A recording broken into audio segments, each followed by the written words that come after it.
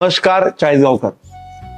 खरं तर देशाला हादरून टाकणारी घटना ज्यावेळेस श्रीनगरमध्ये घडली, शांततेचं माहोल असताना कायम कुरापती करण्याची सवय असलेल्या पाकिस्तानने पुन्हा एकदा आमच्या अनेक भगिनींचे सिंदूर ज्यावेळेस उजाडले, त्यावेळेस देशाचे पंतप्रधान व सर्व सैनिक दलाने ऑपरेशन सिंदूरच्या माध्यमातून वीट का जवाब पत्थर से मिलेगा या तत्वाने ज्यावेळेस पाकिस्तानला गोळीचं उत्तर गोळ्याने आणि मिसाईलने द्यायला सुरुवात केली आणि ऑपरेशन सिंदूर यशस्वी करून दाखवलं, आणि त्यावेळेस पाकिस्तानला कायम लक्षात राहील, सुन ले बेटा पाकिस्तान, बाप है तेरा हिंदुस्तान.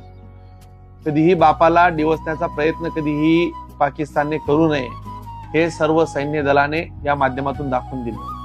आणि या सगळ्या सैन्य दलाच्या